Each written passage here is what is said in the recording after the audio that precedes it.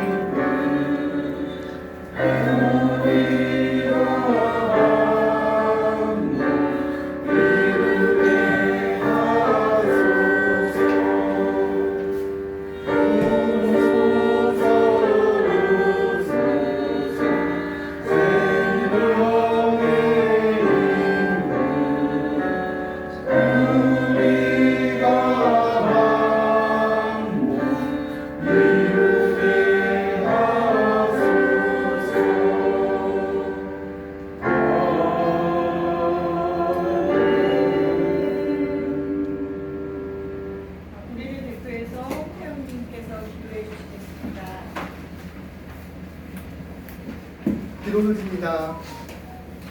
하느님, 저희 마음속 깊은 곳에서 인간에게 허락하신 진리의 빛을 찾게 하시고 그것이 고통스럽더라도 멈추지 않게 하시고 순례의 길을 걷게 하소서. 라는 이 문장으로 2021년 처음 시작한 우리 광야에서의 기도가 3년째 차곡차곡 우리 머리 위에 쌓이고 이웃에게 전해져 1000번 이상의 수많은 동영상으로 찾아가 평신도의 손으로 직접 이루는 온라인 설교회장을 처음 열었습니다. 또한 이제 한 권의 책으로 내용을 정리하여 출간하여 그 결실을 맺습니다. 인자는 섬김을 받으러 온 것이 아니라 섬기러 왔으며 많은 사람을 위하여 자기 목숨을 몸값으로 치러주려고 왔다 라고 하신 마태복음의 말씀처럼 이제 미국으로 출발하는 사랑하는 형제 이육종 목사님은 목회자로서의 섬김을 받는 것을 넘어서 우리 곁에서 함께해온 그 시간 동안 자신이 많은 사람을 위하여 노력과 희생으로 이웃을 섬기며 생활 목회를 실천하였습니다. 이제 먼 곳으로 떠나는 그를 위해 우리가 이렇게 바라옵니다. 지치고 힘들 때라도 항상 웃음을 잃지 않게 하고서 떠나온 사람들을 그리워하는 만큼 새로 만날 사람들을 소중히 여기게 하소서. 혹시라도 맞이할 힘든 상황 속에서도 희망을 찾을 수 있는 해안을 이 육종 목사님께 주소서. 시작하던 그날의 초심으로 다시 돌아가 경이로운 차집을 구하는 그의 말씀을 기억하며 우리가 함께 기도드립니다. 광야로 나와서 이곳에서 하나님 나라를 만들기 위해 활동하는 그 기간 동안 고통 가운데 있는 이웃들과 함께 자비를 나눌 수 있는 시간을 허락하시고 세월호 유가족들과 용산 참사 유가족들과 이태원 유가족들과의 죽음의 고통을 보듬어 주시고 악을 행하는 사람들이 처벌되고 선을 위해 고난받는 사람들이 온전한 보상을 받는 사회가 되게 하소서. 당신의 진리 속에서 오늘도 그리고 앞으로도 계속 우리가 자유있는 살게 하옵소서. 아멘. 이제 기도를 해주셔서 감사합니다. 지금은 이제 정경희님께서 하는 말씀 읽어주시겠습니다. 오늘의 말씀을 읽도록 하겠습니다. 인자는 섬김을 받으러 온 것이 아니라 섬기러 왔으며 많은 사람을 위하여 자기 목숨을 몸값으로 치러주려고 왔다. 마태복음 20장 28절 말씀. 내 손으로 땅에 기초를 놓았고 내 오른손으로 하늘을 폈다. 내가 하늘과 땅을 부르기만 하면 하늘과 땅이 하나같이 내 앞에 나와 선다. 이사야 48장 13절 말씀. 예수께서 말씀하셨습니다. 구하는 자는 찾을 때까지 구함을 그치지 말지어다. 그리고 찾았을 때 그는 고통스러우리라. 고통스러울 때 그는 경이로우리라. 그리하면 그는 모든 것을 다스리게 되리라. 도마복음 2장 말씀. 가곡이고요. 지난번에 제가 국정님한테 이 남아있는 향기 뭐 이런 말씀을 드렸었는데 하여튼 이게 가사가 되게 좋더라고요. 이게. 그래서 제가 지금 감기가 너무 심해서 근데 거기다가 또 태영님이 울리는 바람에 지금 노래가 나올지 모르겠지만 어쨌든 열심히 불러보도록 하겠습니다.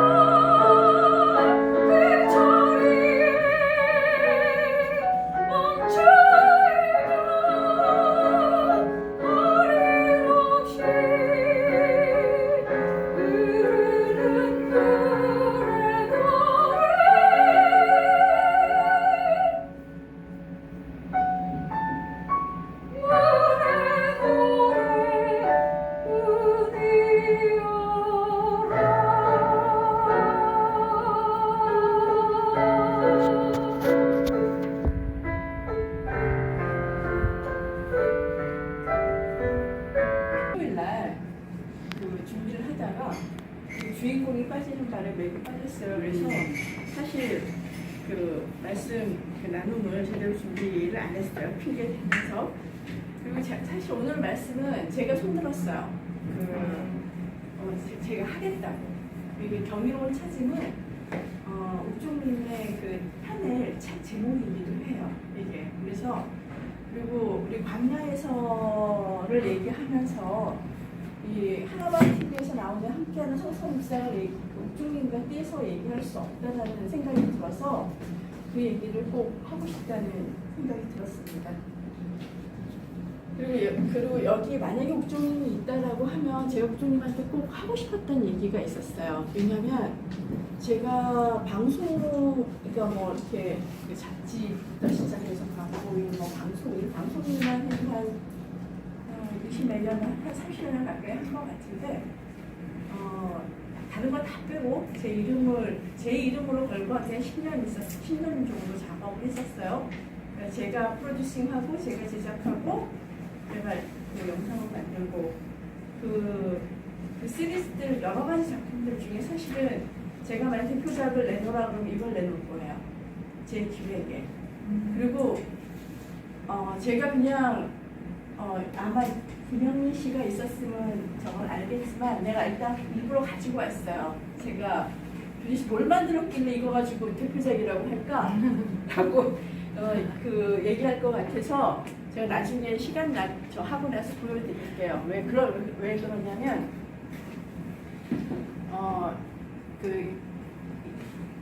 이 시리즈를 처음 시작했을 때 아마 여기 경희님도 있었고 이화님도 있었고 같이 이제 시작을 했는데 몇 번 그냥 이야기하듯이 할게요. 이거 안 보고 이야기를 하고 여기 편집위원으로 다 참여하고 하고 있어요. 그리고 여기 가장 자기 지분을 강력하게 주장하는 한 남자가 있죠. 하나만 TV라고 하자고 얘기했던 그걸 얘기하면서 신동일님 이름이 기억이 돼야 돼.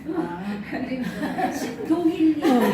들어가야 돼. 홍태영은 총무 아니에요. 총무 아니에요. 자, 말을 끊지 마시고. 아니, 현성 기획팀 마케팅팀 하자라고 얘기했을 때 저는 사실은 웬만하면 롤을 안 하는 사람이에요. 그리고 이제 이쪽 하나바 TV 같은 경우는 사실은 이 채널에 대한 관심은 그 길목 협동조합부터 있었어요.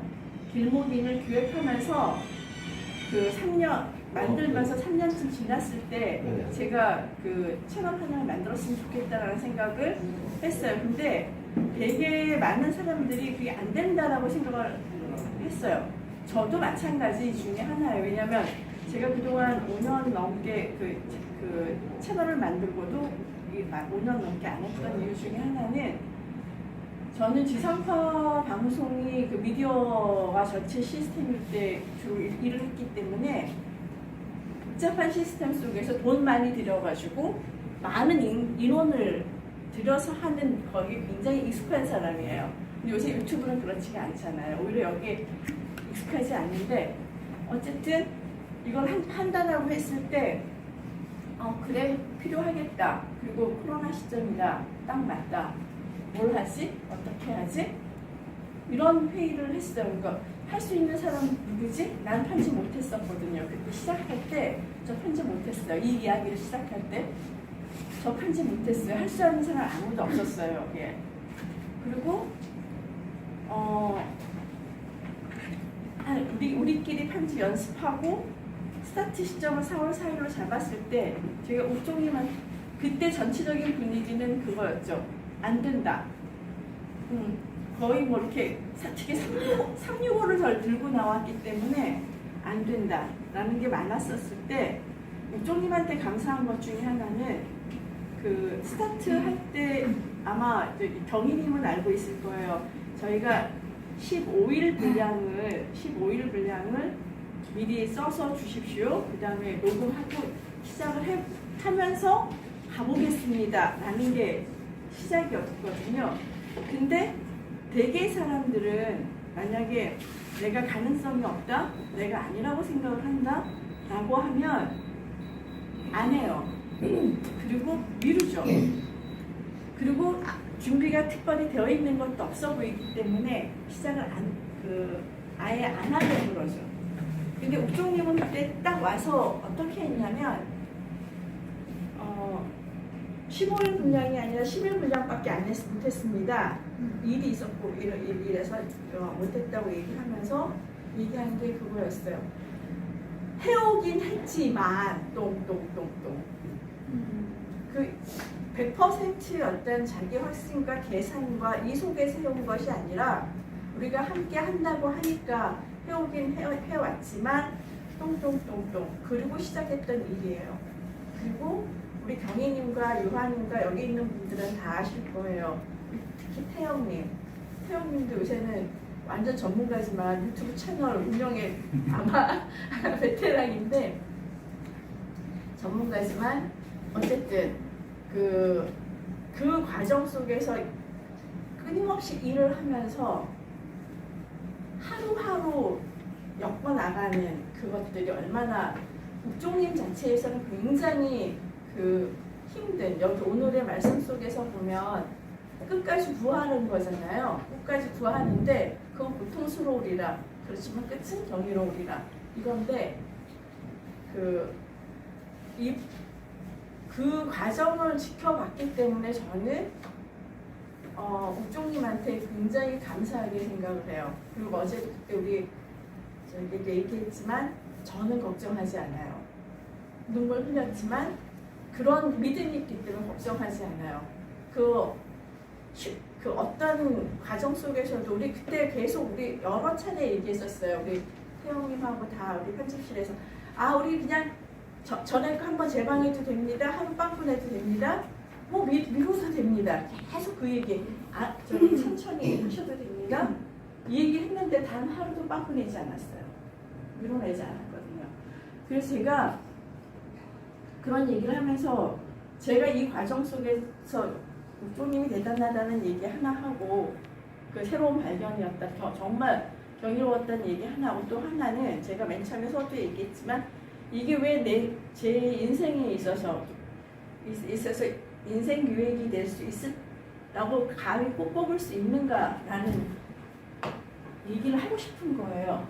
그거는 뭐냐면 아까 태영님도 얘기했지만 우리 코로나라는 모든 컨텐츠들은 그 시대와 시대성과 매체의 특성도 그렇고 내용도 그렇고 그 시대를 반영하는 거잖아요. 우리는 코로나 시점에서 시작을 했고 또 한 가지는 우리가 할 수 있는 역량 안에서 최대한을 뽑아냈던 거고 그리고 또 하나는 모든 구성원들이 하나하나 다 참여했다라는 거거든요.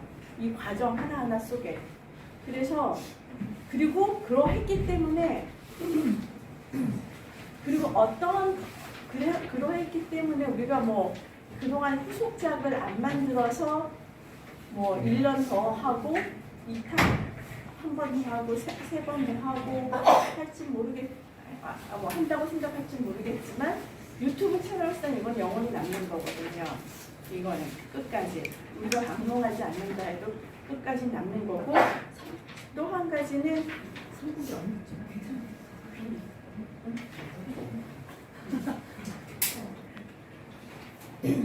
이 과정 속에서 우리가 함께 작업하면서 우리가 얻은 것들이 참 많다라는 그러니까 견고해지고 단단해지고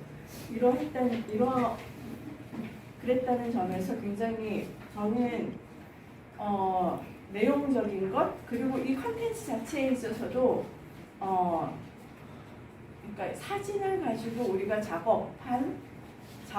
사진 가지고 작업을 하는데 물론 사진 가지고 다 놓을 수 있다고 생각을 해요. 사람들마다 다 가지고 있지만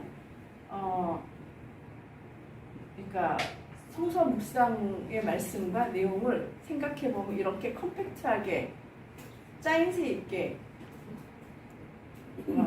경제적으로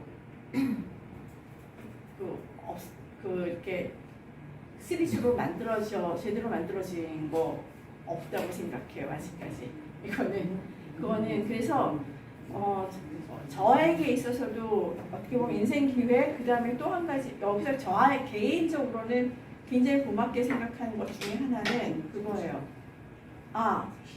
과거에는 어떤 거였냐면 예를 들어서 제가 그 티벳을 가요. 스촨성 취재를 가요. 내가 그린 콘티가 있어요. 아이디어가 있어요. 딱 가면 더 좋을 수도 있고 덜 나쁠 수도 있어요. 하지만 그래서 저는 이게 될까 안 될까를 걱정하지 않아요. 왜냐하면 가는 길이 가면 거기에는 사람도 있고 뭔가 있기 때문에 오면 프로그램 하나를 만들어진다라고 생각을 해요. 근데 그리고 이렇게 뭔가 빵꾸난 거에 대한 부족한 것을 메꾸는 게 저희들 제주였는데 이거 같은 경우는 내가 컨트롤할 수 없는 영역이 있구나라는 걸 확실하게 알았어요. 과거에는 작가가 빠진다면 제가 원고를 써도 됐고 음악이 빠진다면 제가 선곡해도 됐고 이러한 어떤 프로그램에 대한 교만함이 있었다라고 하면 이걸 하면서 오히려 저는 어떤 걸 느꼈냐면 내가 할 수 없는 영역이 분명히 있구나. 그래서 이거는 누구 하나 이렇게 다 같이 마음이 모아지지 않으면 정말 이렇게 이어질 수 없는 거구나라는 어떤 교훈을 제가 받았고 그래서 저에게는 그게 하나의 어떤 큰 깨달음이고 찾음이었던 것 같아요. 그래서 옥종님한테는 사실 여기 있었다라고 하면 그러한 이야기를 해주고 싶었어요. 그러니까 365를 했는데 뭘 못해? 이런 얘기를 해주고 싶었어요. 풀타임을 일하면서도 했는데 뭘 못해? 그리고 어떤 목사가 365를 이렇게 다 내렸으면 나오라 그래? 그런 생각을 했어요. 그러니까 그래서 그러한 얘기를 꼭 해주고 싶고 그래서 미국에 갔을 때 간다고 그리고 어떻게 보면 몰려서 갔다라고 스스로는 그렇게 얘기를 하지만 저는 잘해낼 것 같아요. 그 다음에 또 그 길 속에 또 다른 어떤 찾음이 있을지가 저는 궁금해요. 그래서 오늘 말씀도 보면 아까 오늘 말씀 속에서도 그런 경이로운 찾음이라 왜 책 제목을 책 제목을 이렇게 정했어요. 지금 마지막 갈 때까지도 일을 했거든요, 옥주님이. 그래서 이 바쁜 와중에 책 제목을 새로 지어달라고 하기에 마음의 여유가 없었어요. 그래서 함께하는 오늘 말씀 365하고 메인 제목을 정하는데 마치 시집처럼 그러니까 우리 365의 어떤 기도 제목 중에 말씀 제목 중에 하나를 골라주십시오라고 얘기했는데 그때 딱 하나밖에 생각이 안 난대요. 경이로운 찾음. 왜 경이로운 찾음이 경이 때문인가? 왜 경이야? 왜 확실히 안 들어가요? 확실 같은 찾음도 아니고. 확실히 안 들. 그러니까 그래서 경이로운 찾음이라 왜 경이로운 찾음밖에 생각이 나지 않는 걸까? 왜 이걸까라는 걸 사실 저도 한 며칠 생각을 해봤어요. 그 말씀 중에 마태복음 오늘 말씀 중에 그 앞에는 이방인에게 끌려가서 십자가 죽임을 당하시고 부활할 거라는 예언을 하시죠. 그 앞에서 계속 얘기하는 게 너희의 뜻이 아니라 하나님의 뜻을 늘 얘기를 해요. 입으로는 하나님을 얘기하지만 결국은 너희 자신의 뜻이 아니라 하나님의 뜻에 의해서 그 뜻을 찾으라는 이야기를 계속 했던 것 같아요.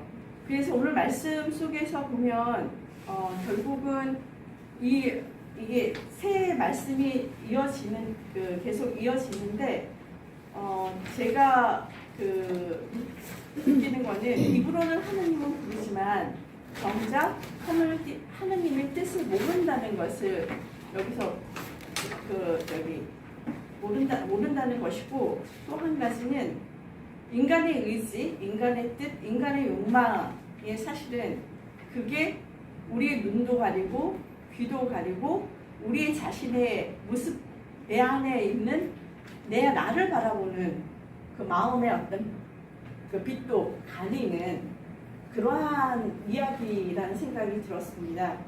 그리고 내 안에 본성을 찾는 것, 하느님의 본성을 찾는 것, 그것이 곧 우리가 인자. 오늘 이번에 생각한 게 그거였는데, 그 인자는 섬김을 받으러 온 것이 아니라 섬기러 왔다라고 했을 때, 그 인자는 계속 성적 수련, 그 어떤 인간의 가치도 담겨 있지 않은 말이죠. 인자.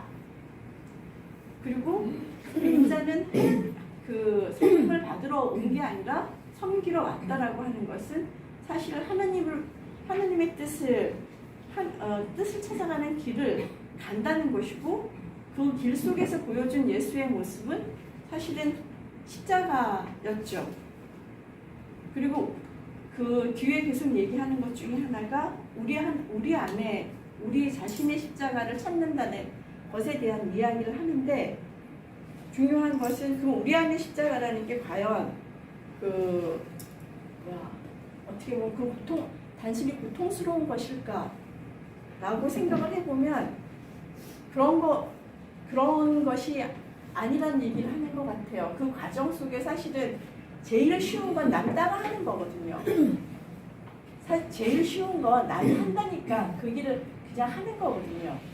근데 남을 따라하지 않고 길을 만든다는 것, 그 남이 흉내내지 않고 내 안에 내 모습을 찾아낸다라는 거는 결국은 쉬운 일은 그러니까 편안한 일도 아니고 쉬운 일도 아니라는 것 생각이 듭니다. 그래서 그거는 우리가 십자가라는 표현을 썼지만 그 사회적인 의미뿐만이 아니라 내 안의 십자가를 찾는 것은 그게 진정한 나를 찾는 거라고 내가 무엇을 원하는지, 내가 무엇을 찾는지 그 찾는 길이 아닐까라는 생각을 했습니다. 그래서 왜 경이로운 찾음일까? 그리고 결국은 나를 찾는다는 것, 그리고 나를 찾고 내가 움직인다라는 것, 내가 바라는 향을 향해서 내가 뭔가 쏟아내고 우리가 헌신할 수 있다라는 것, 그것이 고통이 아니라 결국은 그 뭔가 이렇게 기쁨, 그 자체에서 기쁨을 얻어낸다라는 것, 이러한 것들이 결국은 내 안에 숨겨진 하나님의 빛을 찾는 것이고, 내 안에 하나님 나라를 만들어내는 것이고, 그것이 실천으로 옮겨졌을 때 우리 주변 속에 우리 안에 만들어지는 것이고, 이렇게 번져나가는 게 아닐까 하는 생각이 듭니다.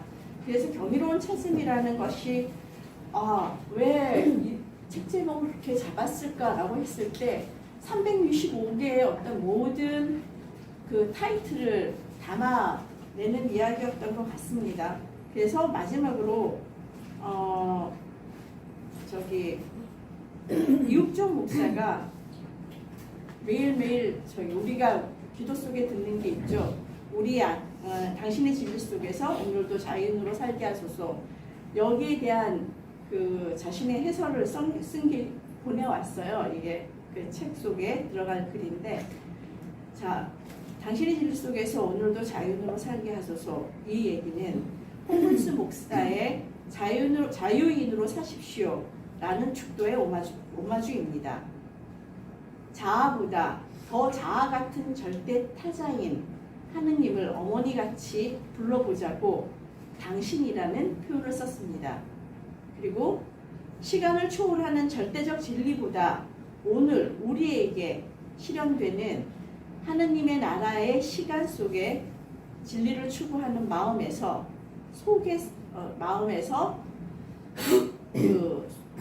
쓴 것으로 속에서는 그런 뜻의 시간과 공간을 다 포함한 의미로 사용하였습니다.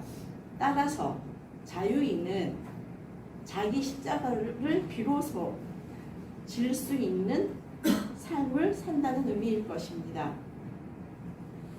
자기의 십자가를 비로소 질 수 있는 삶을 살아내는 것, 이 길을 찾아내는 것이 결국 경이로운 찾음이고, 사실 이 기도를 매일매일 우리에게 365일 안겨준 옥종님은 태평양을 건너가든 대서양을 건너가든 그 아프리카 사막을 가든 아마 그 길을 찾아갈 수 있을 거라고 생각합니다.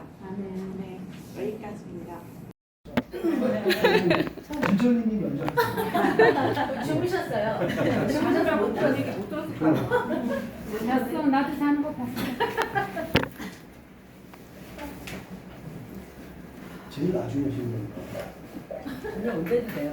네, 하슬님 말씀을 들으면서 주말들처럼 그냥 3년 전의 시간이지만 그냥 어떻게 보면 코로나 시기에 어떻게 보면 저희도 아직 뭐랄까 광야로 나와서 정착하지 못하고 뭔가 공동의 뭔가 작업이나 뭐 공동의 뭐가 있어야 우리가 좀 터전을 다질 수 있고 우리가 좀 함께할 수 있는지 않을까 이런 고민들을 할 때였던 것 같아요. 그래서 뭐 1년 정도야 즐겁게 지냈지만 뭔가 같이 하는 일이 없으면 목적의식이 같이 할 수 있는 게 없으면 조직 자체가 좀 이제 우리가 함께하지 못하고 좀 와야 될 수도 있다 이런 고민을 하는 시기에 또 코로나도 맞물렸고 그때 어떻게 보면 아무것도 정말 준비되지 않은 상태에서의 365의 그 과정은 어떻게 보면 좀 무모하고 맹목적으로 달렸지만 그럼으로 인하여 국정님의 어떤 것도 너무 감사했지만 정말 모든 우리 관여한 사람들이 참여하고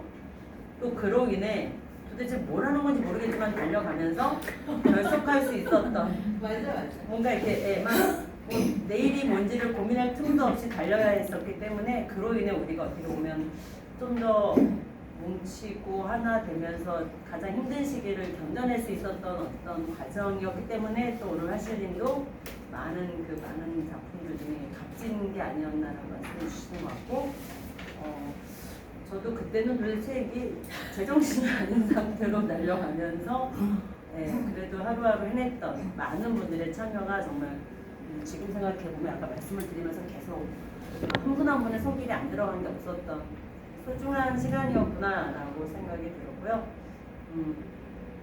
그 안에 어쨌든 옥정님이 안 계시지만 옥정님의 어떤 또 중심이 있었고 그래서 맞아요. 그때 책을 한다거나 뭐 이번에 이런 과정을 할 때도 다시 한번 또 생각이 들더라고요. 되게 그분의 어떤 노력 그런 것들이 너무나 되게 값진 거였구나라는 게 새삼 느껴지는 또 시간이었던 것 같고요.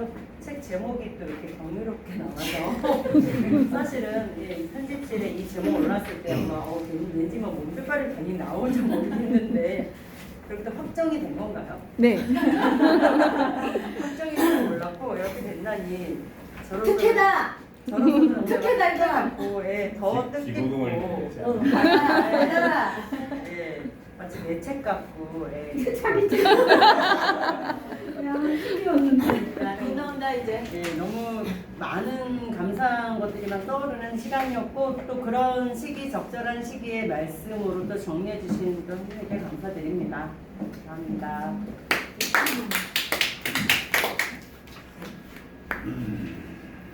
저는 그때 그 좋은 에너지라는 이야기를 했었는데 그게 이제 매일매일 이제 아침에 제일 먼저 일어나서 이거를 이제 이렇게 듣잖아요. 오늘의 기도.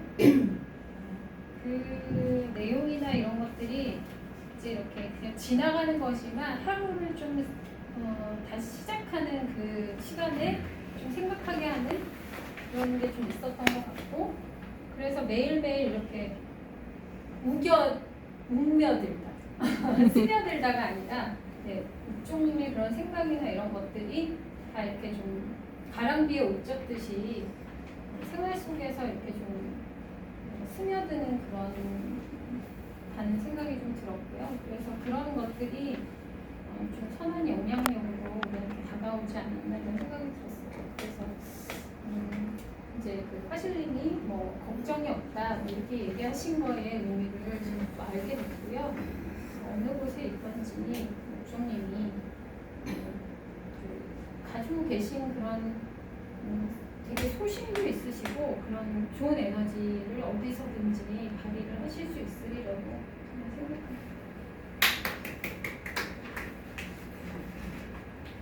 저도 얘기할까요? 저는 오늘 화실님의 그 하늘뜻 펴기에 참 감동을 받으면서 어떤 생각을 했냐면 우리가 이제 광야에서의 늘 만났을 때 이육종님은 정말 간헐적으로 가끔 오셨어요.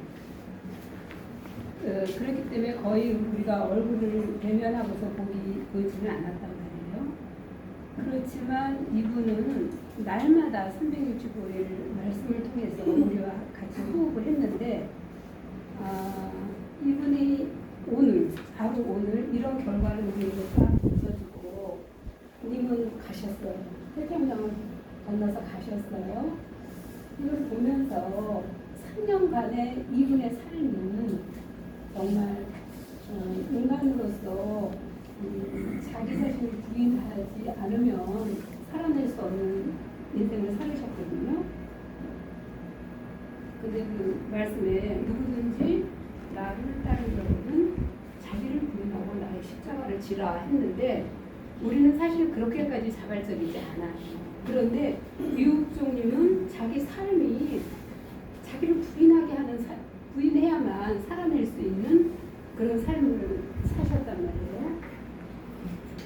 그 삶을 사신 걸 보고 이분은 정말 우리가 2000년 전에 돌아가신 예수님의 이름으로 기도합니다 이렇게 하는데 그거보다 나는 지금 현재 현존하는 우리 안에 살아있는 예수의 삶을 그대로 사는 삶, 이육종님의 삶, 이런 삶이야말로 성육신, 스스로 자기 몸 자체를 통해서 예수의 삶을 살아가는 그 모습이었다라는 생각을 했고, 그 예수님이 십자가를 지고 골고다로 올라가실 때 그 십자가의 무게가 너무 무거워서 그 옆에 있는 아주 장정 하나를 대신 끌어다가 너 강제적으로 저 십자가 메고 골고다 언덕 끝에까지 올라가라 그랬잖아요. 그 사람은 사실은 자기가 그렇게 그러고 메고 싶지 않았지만 기꺼이 냈어요. 구레네 시몬. 마치 구레네 시몬의 삶을 살지 않았나. 이 억지로 맨다는 것은 사실은 참 힘든 일인데 매지 않으면 안 되는 그 삶을 3년을 사셨어요. 그리고 이제 오늘 무슨 뭐 섬광처럼 우리 곁에 팍 떠나셨어요. 그러니까 막 울림이 더 크고 내가 원해서 예수의 삶을 아주 눈물겨울 십자가의 삶을 살겠어라고 자발적으로 하진 않았지만 삶이 나를 그렇게 하도록 몰아받고 그 삶을 끝끝내 묵묵히 아름답게 이겨내시고 호련히 태평양을 건너가신 이육종님이 마치 예수와 같다. 저는 그렇게 생각합니다. 저는 2000년 전에 예수를 찾잖아요. 현존하는 우리와 함께 호흡하고 얼굴 만나고 같이 술잔 함께 부를 수 있는 그런 한 사람이 예수의 삶을 살다 갔다라는 것에 굉장한 그 기쁨을 느껴요. 그 사람이 너무나 잘 견뎌냈다는 것, 그 사람을 내가 안다는 것, 그것이 저에게 큰 기쁨이고 보람이고, 이 광야에서라는 공동체에서 내가 몸담고 있으면서 나 자신이 기쁠 수 있는 것에 최고의 손가락에 꼽을 수 있는 것 중에 하나다. 저는 감히 그렇게 생각합니다. 왜냐하면은 오늘 하실님이 이 키워드로 메시지를 전하지 않았으면 저는 몰랐을 거예요. 근데 이육종님이 경이로운 삶이라는 그것을 자기 그 삶을 3년간의 삶에서 건져내신 그것을 보면은 자기 자신도 자기 안에서 작동하시는 예수님, 자기 안에서 작동하시는 그 하나님의 섭리에 자기도 경이로움을 느꼈다는 생각이 듭니다. 저는 그 이육종님의 발견에 같이 공감하면서 정말 저도 이육종님이 가신 것에 대해서 한편으로는 슬펐어요. 오늘 태영님이 기도하시면서 많이 오셨지만 저도 많이 슬펐어요. 지금 막 태영님 막 얼굴이 막 일그러지신데 그런데 이육종님이 정말 그게 있어요. 주가 나와 동행하시니 나와 주의 그 긴밀한 관계를 알 사람이 없도다. 알 사람이 없도다. 그거 있잖아요. 저 장미꽃의 이슬. 마치 광야에서 주제가 광야에서 주제가 오늘 그거 이 찬송 우리 예배 때 했어요. 공포 공부 예배 때. 있을 때 주님과 내가 동행한 이 삶의 비밀을 알 사람이 없도다. 그 비밀한 그 연애를 이육종님은 하시다 가셨다고 저는 생각하고, 이화실님이 맨 마지막에 그 메시지 종지에 말씀하신 이육종님은 여기서 또 한 번에 그 비밀한 삶을 나중에 우리에게 또 들려주실 것 같다. 저는 지난 금요일 환송의 자리에서 이육종님 말씀이 진짜 이게 잔향으로 딱 남았다 스며들고 있는데, 어떻게 보면 이육종님하고 그렇게 많은 대화를 그렇게 나누지는 못했지만 그날 한 말씀이 거의 완성된 거였다고 생각해요. 그게 뭐냐면 자기가 정말 나락으로 떨어져서 그 강남 테헤란로 그다음에 대치동 그 비열한 거리를 배달 오토바이 타고 다니면서 고통스러웠지. 굉장히 고통스러웠는데 그 고통 속에서 믿음의 길을 자기가 지켜내고 찾았다. 이런 거였거든요. 그러면서 그게 어떻게 보면은 자기의 경이로운 찾음을 한 거지. 그리고 정말 이게 이제야 이육종 저분이 자연인이 되었구나 라는 제가 그런 느낌이 딱 들더라고요. 그러면서 제가 이제 그냥 이 책에 그 뭐 하나씩 보내라고 했었죠. 근데 그것이 아마 뭐 기록이 안 될 거라는 그 얘기를 한 것 같아서. 안 기록돼요. 아 그래요? 안 잘렸어. 그게 이제 그 이육종 말씀하고 제가 그 보낸 거하고 상당히 이렇게 내용적으로 이렇게 맞는다라는 생각이 들어서 제가 보낸 것들을 아마 이게 원래 이제 우리 광야에서의 이게 정체성이 뭘까라는 걸 제가 나름 고민하면서 짧게 이제 보내려고 했던 거거든요. 한번 읽어드릴게요. 우리 이제 예배 공동체이기도 하고 저는 사명 공동체가 아닐까, 이런 광야에서는 사명 공동체가 아닐까 이런 생각을 하는데, 우리 광야에서는 광야에 머물지 않는다. 세례 요한이 체포되자 예수는 광야에서 세상으로 나왔다. 요한이 세상의 종말을 예언하면서 광야로 사람들을 불렀다면 예수는 세상을 향해 나아가 복음을 외쳤다. 하나님 나라가 가까이 왔다. 이 말은 하나님 나라가 내 손 안에 바로 있고 가까이 내 손 안에 바로 있음이라는 의미라고 생각을 하거든요. 그래서 이제 복음이라는 것은 행복한 소식이죠. 그 행복한 소식은 불의와 차별화는 없는 하나님 나라가 바로 지금 여기에서 이루어지리라는 믿음. 이건 어떻게 사회적인 거라면 나 개인은 그 믿음을 몸소 행하는 나에게, 우리에게 주어지는 구원의 길, 소망의 비밀이다. 들을 귀 있는 자는 듣는다. 이렇게 저는 이제 보냈습니다. 좀 일맥상통하는 것 같아서. 시키려고 그래. 그래 안 해도 돼요. 안 했대. 마지막 아니 우리 백종수 다섯 줄. 일단은 내가 묵종에 대해서 얘기할게. 묵종을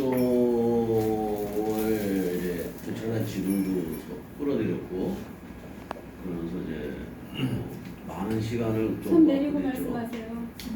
많은 시간을 정말 많이 보냈어요. 몰라고 그러는데. 근데 우리가 욱종이가 여러분들 기억나는 게 있었을 거예요. 욱종이가 그냥 텔방을 나간 적이 있어요.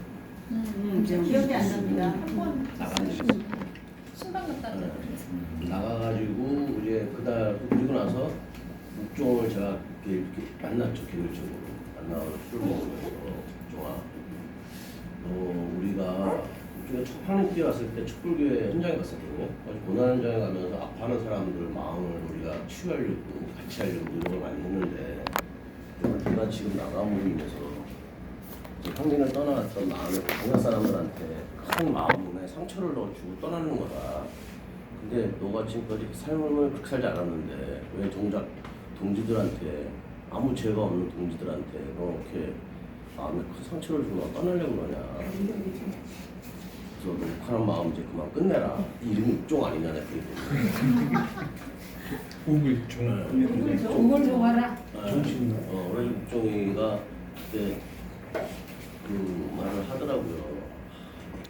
자기가 좀 힘들어가지고 그랬는데 잘못했대. 광야 사람 한 사람한테 아픔을 주고 떠나는 건 아닌 것 같다고. 근데 결국엔 이제 다시 또 이제 아픔보다는 우리한테 좀 아쉬움, 안타까움 그런 마음을 남기고 국종이 미국으로 갔어요. 근데 공식적으로 님자 붙여주시겠어요? 님이라고 해주세요. 아, 네. 그래서 어쨌든 간에 떠나는 건 아니고 국종님은 갔다가 언제든지 이제 광야로 다시 올 수 있고 그 다음에 한국에 귀국하면 또한 우리랑 같이 보낼 수 있는 사람이기 때문에 잠시 국종이 한국에서 고생했던 그런 마음들을 잠시 미국 가서 좀 쉬었다가 다시 크게 돼서 좋게 돼서 좋게 해라 그런 마음이라고 봅니다. 저는 떠났다고 보진 않아요. 네, 이상입니다. 제가 바라기는 거기 가가지고 있어도 뭐 그렇게 순탄하고 그렇게 여기보다 나을지는 모르겠, 좀 나을지는 모르겠지만 그게 뭐 그렇게 양호한 상태는 아닌 것 같아. 그래서 거기서도 이제 자기가 열심히 노력해가지고 어떤 목사로서 좋은 길을 찾기를 바라는 거고. 그거보다 나는 이제 그 즈음 그 365 말씀하는 즈음하고 그때랑 지금이랑 좀 이렇게 비교를 해보면 그런 우리 조직, 우리 모임, 우리 뭐 개별적으로나 그런 관계가 굉장히 성숙해지는 것 같은 느낌이에요. 그게 뭐냐면 그 성숙해진 거는 좀 말이 좀 그런데 어쨌든 개별적으로 굉장히 더 많이 알고 한 분 한 분이 굉장히 소중하다고 굉장히 느끼고 그런 부분이 우리가 얻었던 선물 아닐까? 그리고 앞으로도 이제 더 우리가 뭐 5년, 10년 더 갈 수 있는 동력이 아닐까 그렇게 생각을 합니다. 5년, 10년만? 거기다가 마련해뒀어. 무슨 자리면 목사님하고 기도해 준다고 했잖아. 목사님이. 그 얘기 내가 해야지. 모두 다 보내고 마지막으로 그러니까. 그냥 가볍게 시작을 할게요. 저는 오늘 그 예배에 다 처음부터 참석을 못해가지고 제목만 가지고 이렇게 이야기를 하자면 요즘 이 드라마들이 다 주인공을 제목 넣어가지고 하죠. 동백꽃 필무죠. 고효진이 동백으로 나오기도 하고. 그 경이로운 소문의 또 소문역으로 그 사람이 나오고 아무튼 요즘 트렌드인지 유행인지 모르겠지만 드라마나 영화가 이대로 죽을 수 없다. 주인공이 이대로예요. 이 제목을 보면 잘 지으신 것 같다. 그리고 여기서 경이로운 찾음 그러면 누가 주인공? 경이가 주인공인지 찾음이 주인공인지는 나중에 드라마 끝에 나오겠죠? 경이는 있는데 찾음이 없다면 분명히 나중에 드라마 중에 찾음이라는 사람이 나올 수 있다. 그런 가벼운 말씀을 드렸고요. 아까 김준님이 이야기하신 거에 약간 반하는 이야기가 좀 있어요. 우리 모임이 깊어질 수도 있고 넓어질 수도 있고 하고 또 당연히 깊어지겠죠. 왜? 그 새로운 사람보다는 기존에 있는 사람. 근데 또 다른 면으로는 아주 쉽게 우리의 모임에 안 나올 수도 있겠구나. 누군가는 마음이 틀어진다면 내 마음하고 맞지 않는다면 이런 부분도 있다고 저는 보여집니다. 근데 거기에 대해서 쉽게 안 나오고 쉽게 헤어져도 어떻게 할 수 없는 인간적인 어떤 그런 아쉬움이 있지만 그런 부분도 없지 않다. 그래서 그런 부분에 대한 연습도 할 필요 있다. 어떻게 보면 이별 연습. 그거는 이제 각자가 알아서 그 이별이라는 게 아까 뭐 이사도 되고 이민도 되고 죽음도 되고 뭐 상처 갖고 안 나올 수도 있고 그런 부분이라는 거고요. 근데 그런 부분이 그러니까 그 유지를 시키려고 한다면 개인적으로 건강해야 되고 어떤 그 관계를 위해서 자기가 노력을 해야 된다. 근데 그 노력에는 여러 가지가 있겠죠. 근데 제 생각에는 좀 긍정적인 사고방식이 우리한테 필요하지 않을까. 저는 개인적으로 그렇게 생각을 합니다. 이 긍정적인 사고나 생각이라는 거는 뭐 저보다 뭐 다 그 많이 내 형님들이고 다 아시겠지만 그런 부분에 대한 생각을 좀 더 깊게 한번 고민해 볼 필요는 있겠다. 라고 생각하고 이 짧은 글은 사실 내가 막 쓰긴 써야 되는데 막 시간도 없고 정말 욕사지라고 생각해서 쓴 겁니다. 제가 읽자면 여기인데 저는 개인적으로 이렇게 뽑아주셨다고 해야죠. 감사드립니다. 육종님 미국으로 가시는 길에 항상 건강하시고 어디서나 따뜻한 처음 마음으로 살기를 기원해 봅니다. 이 책은 묵종님의 노력으로 작은 겨자씨 같은 산물로서 보고 읽고 듣는 이에게 마음의 위로가 됨을 감사드립니다. 감사합니다. 뽑아주셨습니다. 처음에 육종이라고 봤을 때 무슨 윤석열 같이 생긴 사람이 그렇네. 제일 많이. 솔직히 내가 그랬어요. 윤석열 같이 생기고 나보다 나이도 들어보는 것 같아. 근데 승관이한테도 형이라고 그러더라고. 나보다 젊네? 네, 그러니까. 근데 여기 지금 사진에 나오잖아요. 둘이 누가 나이 많은 것 같아요? 진이가 하나 나이 많아요. 아 진짜? 진이가, 예. 그리고 진이가 항상 너 누나한테 반말하니? 맨날 그러거든요. 진이가 누나예요. 그래가지고 평상시에 이제 말도 없고 모르겠어요. 옥종의 명색이라도 이제 제가 목표자이기 때문에 어쨌든 또 개인적으로 사유도 형이라 하더라도 신도와 목사로 금을 그으려고 그러나 그런 부분들이 이제 말을 잘 안 해. 그런 부분들이 개인적으로 있었는데 그래도 친해지게 된 건 우리가 이제 우리 김진철님이 무슨 뭐 음악 모임을 만들어가지고 내가 매니지먼트 하려면 술도 잘 사주고 해야 되는데 맨 싼 거 소주밖에 안 사주는 것 같아요. 그때 한번 야 크게 먹자 그래갖고 양다리를 처음 먹은 거예요. 데일 먹어서. 그때 이제 묵종님이 처음에 배송을 이걸 하기 전에 그 배민 같은 걸 하게 되는데 차를 지입제로 해가지고 완전히 택배를 할 생각을 처음에 한번 갔던 그 시점이에요. 근데 하여튼 그래갖고 안 온다고 했다가 대림동에서 양다리를 먹는 데가 왔어요. 애들이 추억인데 그러면서 막 진이는 양고기가 너무 맛있다고 먹고 이옥종님은 칭따오가 너무 맛있다고 그래요.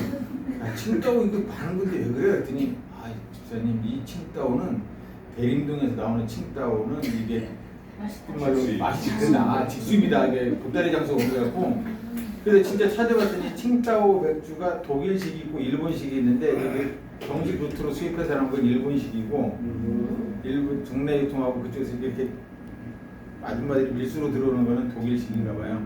공장이 다르다. 맛이 다르다 그래갖고 그걸 구분하냐 한대. 그리고 너무 좋아해가지고 그럼 다음에 또 한 번 가자 그래갖고 가면 어디를 갔냐면 석화구이를 먹자 그래갖고 멀리까지 갔어요. 사회바다로 가서 석화구이를 해갖고 뭐 아주 신나게 먹고 그래가지고 이제 둘이 셋이서 이제 먹는데 제가 제 차로 가다 보니까 운전을 못하잖아요. 멀리까지 갔어요. 그래가지고 이제 술을 못 먹고 둘만 먹는 거야. 진이랑 신나서 먹고. 자기는 안 먹고? 난 술 안 먹었어요. 운전해야 되니까. 그래가지고 이제 오면서 이제 진이는 취해서 자고 옥종이가 그때 자기 미국 이야기를 잠깐 하더라고요. 자기가 내려면 기타도 만들고 뭐도 하고 그러는데 음악을 뭐 이제 비틀즈 음악을 틀으니까 집사님 이게 요즘이 기술이 좋아지고 요즘 악기로 저 소리가 안 나요. 그래서 이걸 어떻게 알아? 그랬더니 옛날에 내가 기타를 만드는 데도 있었고 뭐 이런 얘기를 막 쭉 그때 얘기를 했는데 그때 좀 얘기를 깊이 한 것 같아요. 그래서 안 되겠어. 그리고 억울해가지고 야 그럼 부천에 내려서 내가 차 팍 해놓고 짐승 또 달려. 그래가지고 거기서 또 달린 거예요. 나중에 얼마나 술을 많이 먹었는지 맥주를 먹으면 서비스로 무슨 무산 하나 주는데 처음에는 하나를 받고 두 개를 받고 나중에 세 명을 다 받았어요. 그런 기억이 있었어요. 그래서 그 개인적으로는 그런 게 있고, 그다음에 이제 이 책을 이 옥종님이 갑자기 미국에 간다고 그래서 뭐를 해줄까 하고 화실님한테 연락이 왔어요. 그래가지고 뭐 여러 가지 방안이 있어서 책을 만들어줬으면 좋겠다는 데 의견은 나한테 냈고, 그래서 그게 옥종님에게도 기억이 될 거고 우리 광야에게도 어떤 면에서 우리가 하나바 TV의 지분이 물론 우리 지분은 제일 많죠. 이름을 네이밍을 했으니까 네이밍 한 사람이 일단 대장이잖아요. 그래서 하나바란 이름으로 우리가 광야에서 밑에 하나바로 해서 뭘 기획해서 만드는 그런 프로그램들이 1호가 될 거고, 앞으로 뭐 이런 게 더 잘 되면 똑같이 얘기했어요. 뭐 박희정님이 예를 들어서 뭐 시를 내면 우리 이런 뭐 하나바 이름으로 해서 시리즈 2로 나올 수도 있고 뭐 여러 가지가 있잖아요. 다 제주가 좋으니까. 그래서 나중에 뭐 박은봉님 연주를 해가지고 무슨 음반이 나오면 하나바 시리즈 3번도 될 수 있고. 뭐야 예스지. 예를 들면 예를 들자. 예를 들면 그런 게 있어가지고 책을 이렇게 수고한 거를 책으로 만드는 게 너무 이게 우리가 뭔가 방에서 만들어야 된다는 게 기뻤고요. 그래서 그거를 나오면서 뭔가를 또 쓰래요. 그래가지고 글도 잘 못 쓰는 사람한테 뭐를 뭐 5줄로만 쓰라고 그래갖고 이거 5줄 정도는 내가 쓰지 내가 A4용지 반 페이지나 이래갖고 써서 보냈어요. 마감이 지난 다음에. 그래서 그때 쓴 글이 그래요. 이 이옥종님의 글이나 우리 그 365 그 기도문에 대한 거를 느끼는 그 기분이에요. 이거는 사람들이 말을 하거나 목사이거나 뭐 작가이거나 뭐 이런 사람들 다 해당되는 얘기인데, 지식이 해박하면 문장이 거칠고, 문장이 유리하면 논리가 성불고, 논리가 치밀하면 애정이 결핍됩니다. 말 잘하는, 예를 들면 말 잘하는 목사는 사랑했고 이런 것처럼 이 묵상집은 지혜도 논리도 애정과 은총까지도 다 있네요. 1년간 영상으로 만든 일도 대단한데 또 책으로 나오게 되니 기쁘네요. 하나바 편집실과 이육종 목사와 광야에서의 모든 분과 감사의 마음을 나눕니다. 썼는데 이거 뺄 것 같아요. 아니 왜냐면 이제 마감 끝났다고 책이 안 들을 것 같아요. 아니 안 끝났어. 나도 아직 안 냈어요. 나와서 우리 노래 한번 듣죠. 잠깐만, 태영님 왜 울었는지 왜 있잖아. 태영님 왜 울었는지 들어야지. 아, 그 이유를 왜 몰라? 기도했으면 그래. 됐어. 여기는 원래 눈물이 유아님은 나이 들면 호르몬이 줄어가지고 오늘 제일 감동이 났어. 메시지. 아니 나는 기도하면서 같이 눈물이 나. 내거 기도한다고 비웠어. 되게 젊었을 울었어. 여성 호르몬이 막 나오나 이 노래. 저는 노래가 저는 이 말씀 들으면서 뭐 나는 무엇을 찾아야 될까 뭐 이런 생각도 했고 이제 개인적인 생각들도 많이 했는데 일단 뭐 그런 거는 이제 나중에 기회가 되면 말씀드리고 이 시간이 그 말씀 묵상 365가 완성될 수 있었던 힘이 무엇이었나라는 생각을 할 수 있는 시간이었던 것 같고요. 그 안에 그 모든 사람들의 잔향이 담겨져 있어서 가능했나 보다 이런 생각이 들었어요. 네, 그리고 이제 그 다른 사람들의 모든 잔향들이 이 안에 강야 안에 있는데 그동안에는 은봉님의 잔향이 좀 많이 느껴졌던 그런 시간이었었던 것 같거든요. 그래서 이제 네, 강야에서의 그런 꽃인 꽃팀에서 홀로 아리랑 홀로 노래. 네, 바뀌었대요. 홀로 아리랑을 연주해 이전에 주시는 걸 듣도록 하겠습니다.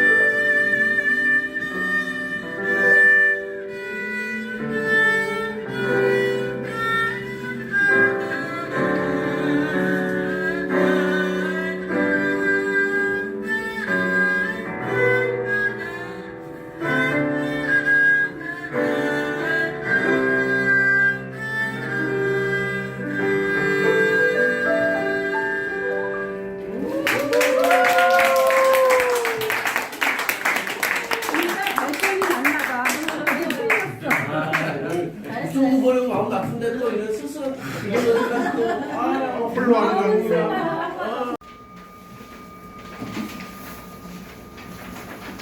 당신의 주의 주에서 오늘도 저희 영혼을 하시옵소서.